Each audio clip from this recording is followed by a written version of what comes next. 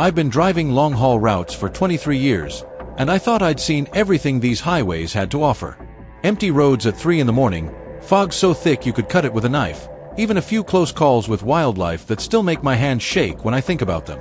But nothing, absolutely nothing, prepared me for what happened at mile marker 247 on Interstate 70 at a rest area that shouldn't exist. It was a Tuesday night in October, around 11:30. I'd been driving since dawn, hauling refrigerated goods from Kansas City to Denver, and my eyes were starting to burn from staring at the endless stripe of road. The coffee I'd grabbed 6 hours ago had long since worn off, and I knew I needed to pull over before I became a statistic. That's when I saw the sign, blue and white, promising food and fuel at the next exit.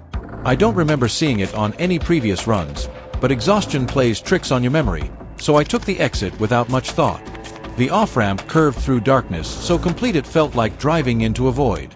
No streetlights, no reflectors, nothing but my headlights carving a tunnel through the black. When I finally reached the rest area, something felt immediately wrong. The parking lot was full, maybe 15 or 20 vehicles, all positioned at odd angles like they'd been abandoned in a hurry. But there were no people, no movement, no sound except the diesel rumble of my own engine. The diner at the center of the lot glowed with warm yellow light, its neon sign flickering the words, "Last Chance Cafe," in faded red letters. I parked my rig and climbed down, my boots crunching on gravel that seemed too loud in the stillness. The air smelled wrong, like ozone and something sweet that made my stomach turn. As I approached the diner, I noticed the cars in the lot were all older models, nothing newer than the early 90s. A Chevy pickup with rust eating through the wheel wells. A Ford sedan with a coat of dust so thick someone had written, "Wash me," in the grime. A VW van with a faded peace sign sticker on the bumper. The diner door opened with a cheerful jingle of bells. Inside, the place was frozen in time. Not metaphorically frozen, but actually frozen. A waitress stood behind the counter, pot of coffee tilted mid-pour, the stream of liquid hanging in the air like a brown icicle. A trucker sat in a booth by the window, fork halfway to his mouth, a piece of pie suspended in the air between his plate and his lips. A family of 4 occupied a corner table, the mother's hand reaching toward her daughter's face to wipe away a smear of ketchup, both of them motionless as statues. I stood there for what felt like an eternity but was probably only 30 seconds, my brain refusing to process what my eyes were seeing. These weren't mannequins or some elaborate prank. I could see the fine details, the individual hairs on the trucker's unshaven face, the slight rise and fall of the mother's chest as if she were still breathing, just impossibly slowly. The clock on the wall read 11:47, and as I stared at it, the second hand ticked forward one position with a sound like a gunshot in the silence. That's when I noticed him. The cook, visible through the service window to the kitchen, was the only person moving normally. He turned slowly to look at me, and his eyes were completely black, no whites, no irises, just depthless pools of darkness. His smile was too wide, stretching his face in a way that made my skin crawl. He raised one finger to his lips in a shushing gesture, then pointed at the clock. As I watched, the second hand ticked again. 11:47 and 2 seconds.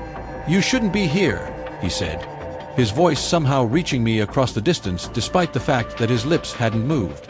"This moment isn't yours." I didn't wait to hear more. I ran, bursting through the door and sprinting across the parking lot to my truck. My hands shook so badly I could barely get the key in the ignition, but finally the engine roared to life. I threw it in gear and peeled out, not caring about the gravel flying or the way my trailer fishtailed behind me. In my rearview mirror, I watched the diner recede into the darkness, and just before it disappeared entirely, all the lights went out at once. I drove for 2 hours straight before I felt safe enough to pull over at a proper truck stop, one with other drivers milling around and the normal sounds of civilization. I asked the clerk if he knew anything about a rest area at mile marker 247, a place called Last Chance Cafe. He looked at me like I'd grown a second head. "There's nothing out there but empty road," he said. "Hasn't been a rest stop in that area for 40 years, not since they closed the old one after that accident." I didn't ask what accident. I didn't want to know. But that night, unable to sleep in my cab, I did some research on my phone. I found a newspaper article from 1952, yellowed and barely readable in its digital scan. "Mysterious incident at highway rest stop," the headline read. 17 people reported missing after stopping at remote diner. No bodies found. Local authorities baffled by abandoned vehicles and signs of interrupted meals. The date of the incident was October 17, 1952. I checked my own calendar with trembling hands. It was October 17th. And the time the article said the people were last seen? 11:47 p.m. I haven't driven that route since, and I never will again. Some places exist outside of normal time, caught in a moment that never ends, and God help anyone who stumbles into them. My name is Marcus Webb, and I'm writing this down because I need someone to know what happened, even if nobody believes me. I'm 72 years old now, retired from trucking for the past 5 years, but there's one night that haunts me still. One passenger I picked up who changed everything I thought I knew about the world. It was 1997, late August, and I was running a route from Albuquerque to Salt Lake City. The heat had been brutal all day, the kind that makes the highway shimmer and turns your cab into an oven despite the AC running full blast. By the time sunset rolled around, I was grateful for the cooling air, even though I knew I'd be driving well into the night. I'd been on the road for 12 hours when I saw her standing by the side of the highway, thumb out in the universal sign of a hitchhiker. Now, I'd always had a rule about picking up hitchhikers, which was, don't. Too many stories of robberies, assaults, or just plain weirdness to make it worth the risk. But this woman looked so desperate, standing there in a rest area parking lot under a flickering streetlight, that something in me softened. She was young, maybe early 20s, wearing a waitress uniform that looked like it came from a diner stuck in the 1950s. Her dark hair was pulled back in a ponytail, and she carried a small suitcase that had seen better days. I pulled over and rolled down the passenger window. "Where you headed?" I called out. She approached the truck with quick steps, relief flooding her face.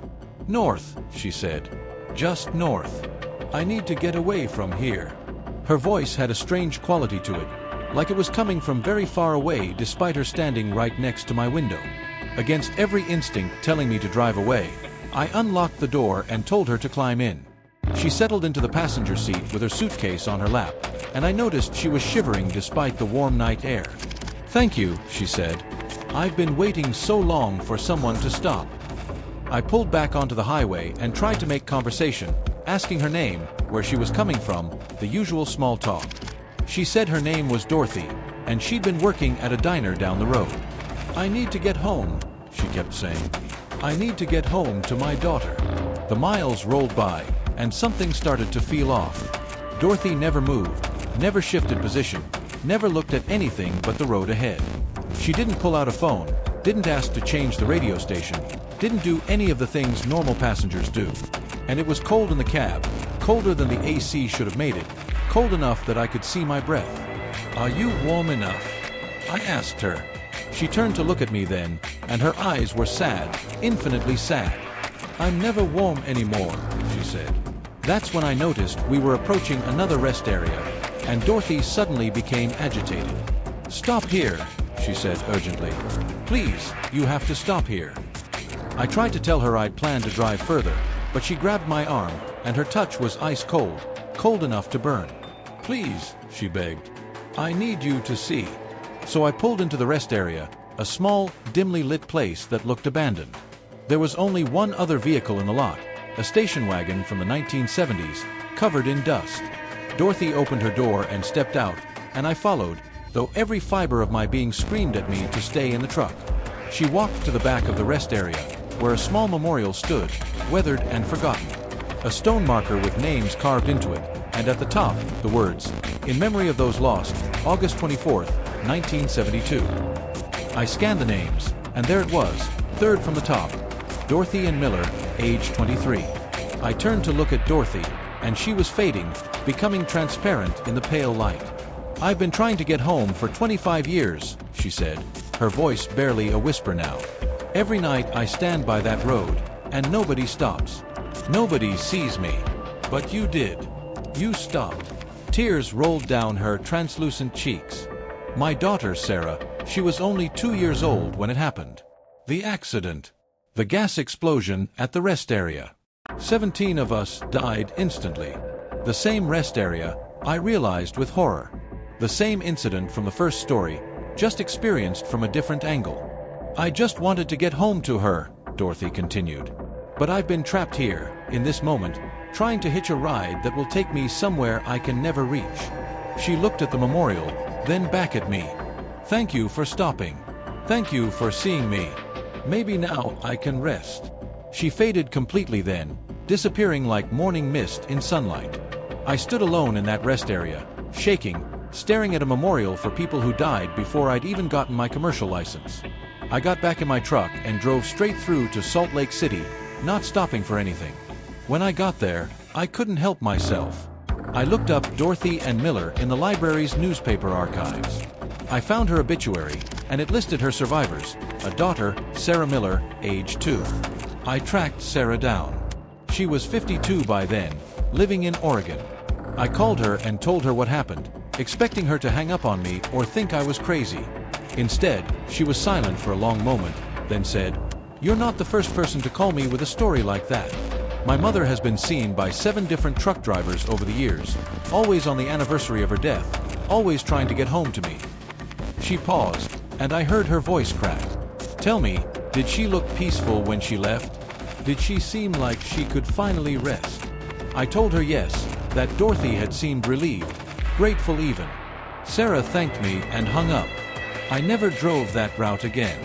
I couldn't shake the feeling that the road was full of ghosts, people trapped in moments they couldn't escape, forever trying to get home to loved ones they'd never reach. And sometimes, on the anniversary of that night, I still feel a cold spot in my passenger seat, and I swear I can hear a faint voice saying, "Thank you for stopping." My final story is the one that made me quit trucking altogether. It happened 3 years ago, in 2022, and it's the reason I wake up screaming most nights, the reason I can't drive past a rest area without my hands shaking on the wheel. I was hauling a load of electronics from Portland to Boise, a route I'd run hundreds of times before. It was January, and a winter storm was predicted to roll in overnight, so I was pushing hard to stay ahead of it. Around midnight, I started seeing signs for the Crooked River Rest Area, a place I'd stopped at countless times before. Nothing special about it, just a standard rest stop with bathrooms, vending machines, and a small picnic area. I needed coffee and a quick break to stretch my legs, so I took the exit. The parking lot was empty except for one other semi-truck parked at the far end, its lights off, driver presumably sleeping. I parked, grabbed my thermos, and headed to the bathroom. The lights inside flickered as I entered, and the air had that stale, cold quality that rest stop bathrooms always have. I did my business, filled my thermos with terrible coffee from the vending machine, and headed back to my truck. The whole stop took maybe 10 minutes. I pulled back onto the highway and continued north. But 15 minutes later, I started seeing the same signs again. Crooked River Rest Area, next exit. I figured I'd misread the signs, that maybe there was another rest area with a similar name further up the road. But when I took the exit, I knew immediately something was wrong. It was the same rest area. Same layout, same empty parking lot, same semi-truck parked in the far corner. Even my tire tracks from pulling out 15 minutes ago were still visible in the thin layer of snow. My heart started pounding. I checked my GPS, and it showed me exactly where I should be, 15 miles north of where I'd stopped before. But I was looking at the same rest area. I decided not to stop this time, just to keep driving, to put distance between me and this place. I got back on the highway and pushed the accelerator, watching my speedometer climb to 70, then 75. 20 minutes later, the signs appeared again. Crooked River Rest Area, next exit. I didn't take the exit this time. I gripped the wheel and kept driving, my knuckles white, my breath coming in short gasps. But the exit ramp appeared anyway, and my truck turned onto it without me touching the wheel. I tried to fight it, tried to steer back onto the highway, but the truck moved with a will of its own, carrying me down the ramp and into the parking lot. This time, when I parked, I noticed something different. The other semi-truck in the corner was facing a different direction, and there was something on the ground in front of my truck, something that made my blood run cold. Tire tracks in the snow, not just from my first stop, but layered over each other, dozens of them, maybe hundreds, all entering the parking lot but none leaving. How many times had I already been through this loop without realizing it? I jumped out of my cab and ran to the other truck. I pounded on the driver's side door, screaming for whoever was inside to wake up, to help me. The door swung open, and I nearly fell backward. The cab was empty except for a skeleton slumped in the driver's seat, still wearing a trucker's cap and jacket. On the dashboard was a notebook, and with shaking hands, I opened it. The entries were dated, starting from March 15, 2019. Day 1. Stopped at rest area. Can't find the exit. Every road leads back here. Day 7. No food left. Water running out. Why won't anyone else stop here? Day 34. Saw my own truck parked in the lot today. Watched myself get out and go to the bathroom. Tried to warn him. He couldn't see or hear me. The entries continued, becoming more desperate, more unhinged, until the final one, dated June 2, 2019, nearly 3 months after the first. Day 79. I understand now. This place exists outside of time. Every moment is happening simultaneously. I've seen myself die here 1,000 times. I've seen the future and the past all at once. There's no escape. To anyone who finds this, you're already dead. You've always been dead. This is where time stops. I dropped the notebook and ran back to my truck. I didn't care about the cargo, didn't care about anything except getting out. I started the engine and drove, not toward the exit but straight across the parking lot, over the curb, through the small picnic area, and into the trees beyond. Branches scraped against my trailer, and I heard something tear loose, but I kept going. I drove through those woods for what felt like hours, my truck bouncing over rough terrain, the compass on my dashboard spinning wildly. Finally, I broke through the tree line and onto a highway. Not the same highway, but a different one, smaller, older looking. I didn't care. I drove until I reached a town, until I saw people and lights and the normal world. I abandoned my truck at a gas station and called my company to tell them I quit, that they could have the rig and everything in it, that I was done. The police later found my truck where I'd left it, still loaded with electronics, everything intact. They told me there's no Crooked River rest area on any highway in that region, that there never has been. They found no woods, no other semi-truck, no skeleton, nothing. Just my truck parked at a gas station with me, raving about being trapped in a time loop. They thought I'd had a breakdown, maybe fallen asleep at the wheel and dreamed the whole thing. But I know what I experienced. I know that somewhere out there, on a highway that exists between moments, there's a rest area where time doesn't work right, where past and future collapse into an eternal present, where drivers pull off for a quick break and never leave. Sometimes, late at night, I still feel like I'm there, like I never really escaped at all, like this world I'm living in now is just another layer of the loop. And the worst part, I keep seeing the same date on newspapers and calendars. January 17th, 2022. Every day is January 17th, 2022. But nobody else seems to notice. They all think time is moving forward normally. Maybe I'm still sitting in that parking lot, slowly dying like the skeleton I found, writing these stories in a notebook that someone else will find someday. Maybe you're reading this in your own loop, your own rest area where time stopped. Maybe we're all trapped there together, and we just don't know it yet.